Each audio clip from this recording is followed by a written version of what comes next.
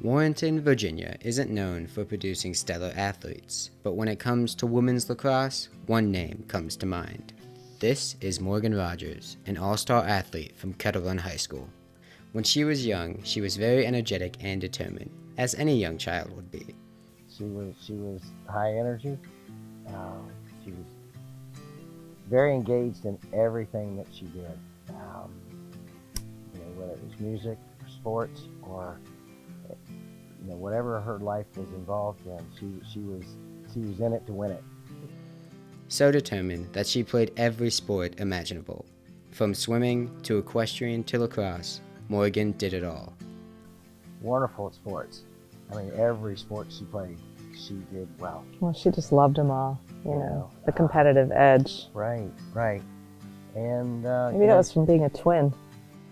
Maybe it was from having an older brother. Yeah. Who definitely, Austin he was on her. In a compassionate way, but he was a big brother. Mm-hmm. And she fed off of that. When she got to high school, though, she narrowed her playtime down to two sports, field hockey and lacrosse. Well, even her first season that she played for me was field hockey, but I knew her as a lacrosse player coming into Kettle Run. Her older brother was already at Kettle Run, and so her and her twin sister both played field hockey and lacrosse for me their freshman year. She had a goal. We all knew that she wanted to play in college, and she usually, the things that she did helped support her to get to that goal. But I will never forget, she had an innate ability, like when she played for me and we were always timing miles or whatever the run was, and then of course having her in PE and doing the same thing, I knew what she was capable of doing, but the standard was, okay, everybody needs to do this under 10 minutes, and she came in at right under 10 minutes. Morgan was also a very decorated athlete. Some of her awards include High School All-American, Regional Play of the Year, Lacrosse Academic All-American, and the list goes on. She made All-State in field hockey, and it's like, okay. Yeah, no big deal. But she was really humble, too. Yeah. We wouldn't let her really take it any further at home. Her determination and athletic ability got attention from many collegiate athletic departments, but she chose Duke University and, of course, played on the women's lacrosse team. Yeah, well, she got it over the phone. Yes. Thrilled, absolutely thrilled. She, again, she was really humble. She actually told the coach that she would get back with her in a couple days. She's having this conversation by herself. Yeah. And she comes out to tell us, she goes, yeah, they made the offer. And so what'd you tell her? I told her I'd, get back to her in a couple of days. We're like, what is wrong with you, child? Get on the phone right now. And you call this coach back and you say, absolutely yes. She said, Dad, I got it. Yeah, that was Morgan. So, yeah, she was cool hand Luke. Yeah. I mean, she handled things. It was her terms. She was really, really mature. While she got a good bit of playing time her freshman year, her sophomore season was looking to be where her minutes would increase. Sadly, Morgan received a career-altering injury to her knee. This injury ended her lacrosse season. It would also cause her to be inactive for 12 months, but she was determined to get back on the playing field. It wasn't instantaneous. It was probably 9 or 10 months afterwards when she was getting tired of the rehab, of the schedule. Granted, she was on injured reserve list, but she still went to practice. She still went to weightlifting. She still did team meetings. As a college athlete at any level, it's really a job.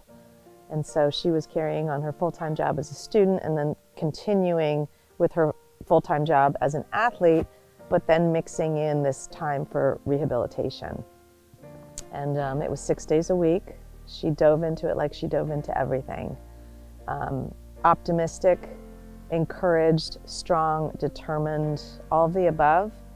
But I think 9 to 10 months in, she started to get tired, and then I think she started to question, like, am I ever gonna really come back to where I was? All these dreams, all these plans I had for myself, am I going to be able to figure them out? Am I going to be able to get back on track? And I think she was questioning who she was. She was questioning her role on the team as a student athlete. I think just everything just started to really close in on her. And at the base of it all, she was terrified to talk to anyone, to speak out, because she was afraid of what people would think, what people would say. Was she going to be benched? Was she going to be cut? All probably not realistic possibilities. Morgan struggled with this change, and it really took a toll on her anxiety and confidence.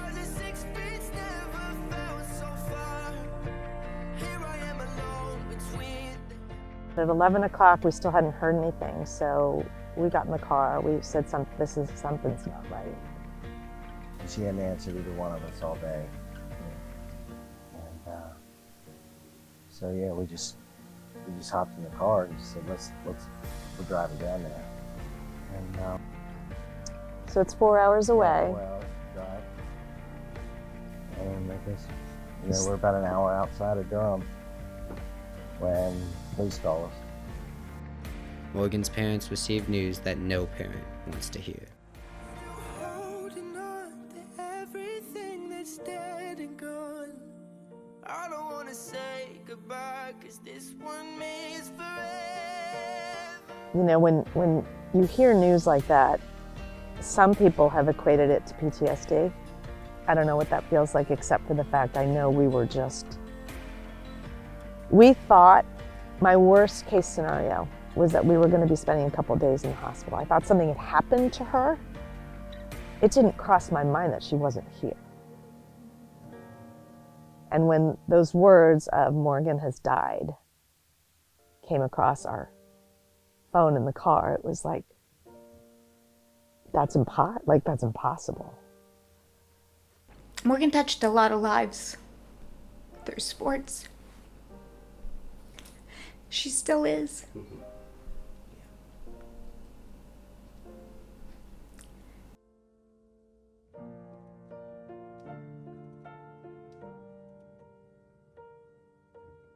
Morgan's legacy will live on forever, thanks to her family and other loving friends and family members. They started a non-profit organization and called it Morgan's Message. They just wanted to make a change. They wanted to kind of get to the point where the stigma that's surrounding mental health is eliminated. We believe that that had a huge impact on Morgan and her story and the reason why she didn't reach out and get any help. Ultimately, we don't want anyone else to lose their Morgan. Morgan's Message strives to help raise awareness for mental health and help destigmatize it. The stigma surrounding mental health has got to disappear. We have got to start treating it like the way we used to treat cancer, and now we treat cancer. There's no stigma around cancer. Morgan's Message has over 1,800 ambassadors across over 780 high school and college campuses. It's growing quickly in a good and bad way. You know, we want it to be successful, but it's kind of sad that it's growing so rapidly, because each one of these kids has a personal reason of why they reached out and wanted to become an ambassador. We have not asked one of them to do this. They help raise awareness by having lacrosse games or other sporting events dedicated to mental health and Morgan's Message, as well as speaking to the public about this issue. It's long overdue, talking about mental health.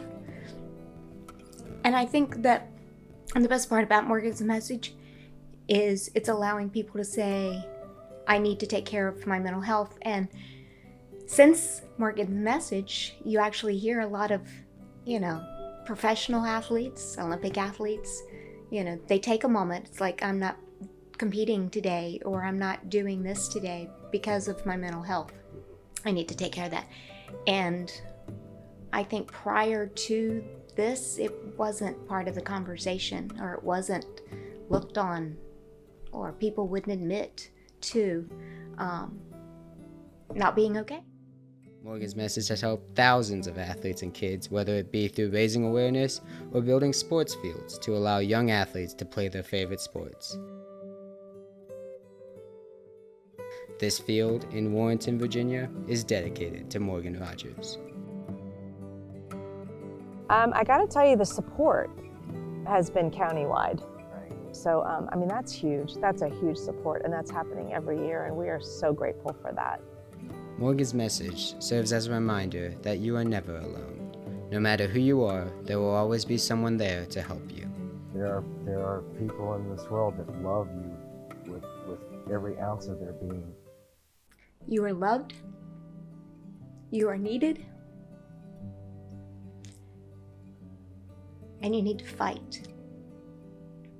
If you need help, ask for help. It is okay to ask for help.